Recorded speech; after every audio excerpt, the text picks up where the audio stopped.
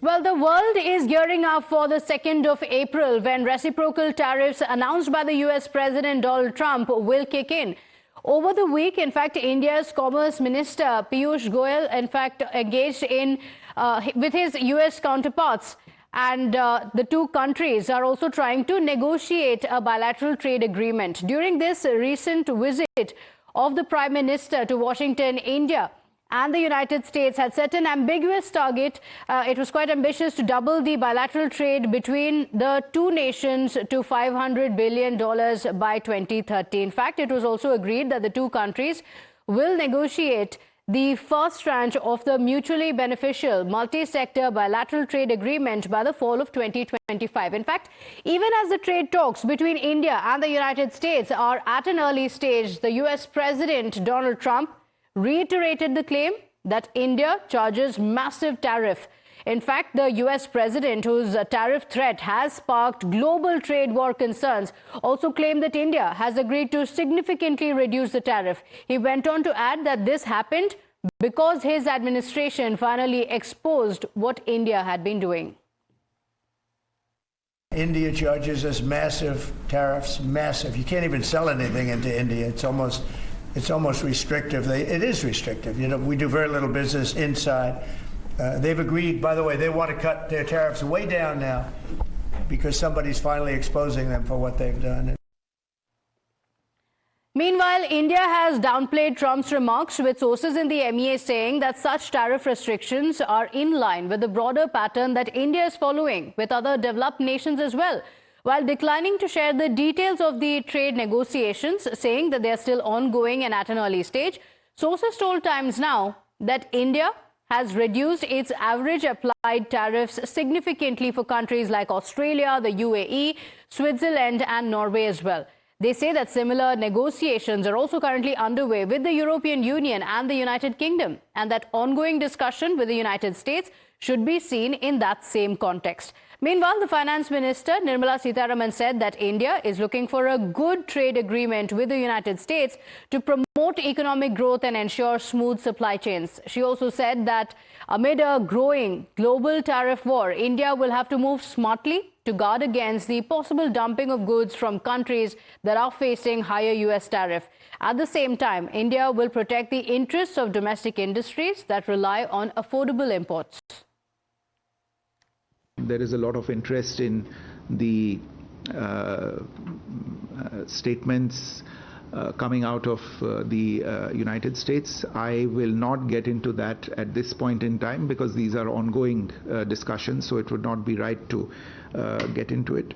But I would only point you towards the fact that we have in recent times entered into bilateral trade agreements which are based on tariff liberalization with several partners. There are ongoing discussions with several other partners on these issues now, and I think the ongoing discussions should be seen in that context as well. So despite a clarification that has come in from the Foreign Secretary, the opposition sought to train guns at the Modi government and claimed that Trump's remarks at a time when India's Commerce Minister was on the US land is an insult to the nation. In fact, the Congress party asked, what has Modi government agreed to? And are interests of the Indian farmers and Indian manufacturing being compromised? The Congress also asked the Prime Minister to take the Parliament into confidence when it resumes on the 10th of March. The BJP, though, has hit back at the Congress party, saying that even on such sensitive subjects, they seem to be playing politics. सवाल हम सबको पूछना चाहिए कि Piyush Goyal trade negotiation करने वहां हैं America में। अमेरिका की धरती पर अभी भारत का एक महत्वपूर्ण मंत्री महत्वपूर्ण बात करने गया हुआ है और अमेरिका का राष्ट्रपति यूं इस तरह के शब्दों से अपमानित करते हुए भारत को घोषणा कर रहा है कि भारत टैरिफ कम करने को मान गया। और गुस्सा इसलिए है कि सरकारें आती रहती हैं, जाती रहती हैं। जो छवि बनती है भारत के प्रधानमंत्री के पद की, उसके साथ खिलवाड़ कोई भी करे, वो अपराध है, वो अपराध माफ करने योग्य नहीं हो सकता। टैरिफ के रैशनलाइजेशन से निश्चित रूप से भारत और अमेरिका के बीच में व्यापारिक संबंध और अधिक मजबूत होंगे। ग्लोबल सिनेरियो ये डिसाइड करता है कि कहाँ कितना टैरिफ लगाना। कई दशकों तक देश पर राज करने वाली कांग्रेस आज पूरे देश में अपनी पॉलिटिकल जमीन खोती जा रही है, तो उनकी छटपटाहट और उनकी बेचैनी बहुत स्वाभाविक है और निश्चित रूप से वो मीडिया की सुर्खियां बटोरने के लिए हर उस विषय पर राजनीति करते हैं जिस पर गंभीरता अपनानी चाहिए। So the visit of Piyush Goyal comes at a very significant time, because this comes at a time when there is a lot of chaos in the global world order and a lot of chaos and confusion over President Trump's announcement of tariff war on several countries. Joining us live on the broadcast, Mr. Sushant Serene, Senior Fellow at Observer Research Foundation. Thank you for joining us and a very good morning to you. Joining us to decode the impact of Trump's tariff policy on India. First, I want to ask you, of course, how might President Trump's proposed reciprocal tariff set to start from the 2nd of April impact the key Indian export sectors like automobiles, pharmaceuticals, textiles and steel? How is this going to affect these factors? Look, I think if you break it down sector by sector, there are not a whole lot of automobiles that we are selling to the US. We are probably selling a lot of auto components. But if the tariffs are on automobiles itself, then I don't think it affects very much. On textiles, if the tariffs are going up for all the exporters to the United States, in which case I don't think it'll be a kind of a level playing field.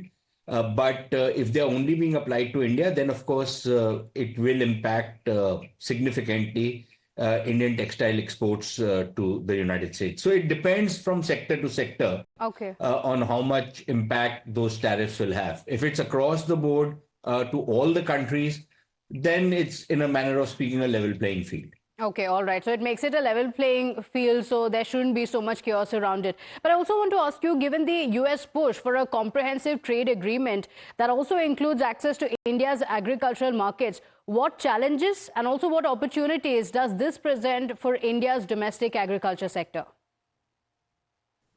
You can either take this as arm twisting, or you can take this as a kind of an opportunity to bring in much needed reforms in our agriculture sector. The thing is that we tried to reform the agriculture sector with the farming laws, but because of certain very reactionary elements within the farming community, including this Marxist socialist kind of rhetoric that goes on, we were not able to do it. So I would say that this is an opportunity to start bringing in reforms in the agricultural sector. I don't think we can completely open the agriculture sector in one fell swoop. But what we can think of doing is having a kind of a graded kind of a reform structure which is put in, so that we open the agriculture sector for competition as well. And I don't see any reason why we should think that Indian agriculture sector will not be able to compete with the rest of the world. That is one. The other issue is more significant.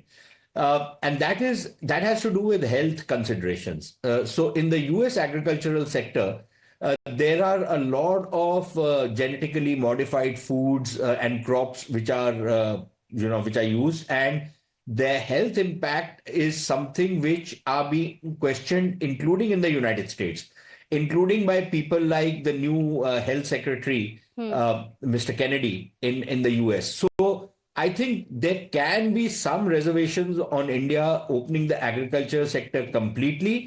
And maybe we can have some criteria, just as the United States would have certain phytosanitary considerations. We can have similar ones on the stuff which we are going to be importing from the United States. So I think there is room for some negotiation on that count. Okay, all right. So what's important to, of course, look at the Indo-US trade ties. While there may be a lot of politics around what President Trump has said, and, back home as well, with several political leaders raising these questions, more importantly, the focus should be on the Indo-US trade ties, because Trump is known to be quite unpredictable and quite a maverick, and that shouldn't come as much of a surprise. Thank you so much for joining us on the broadcast. With that, it's time for us to slip into a very short break here. Don't go anywhere. We'll be right back.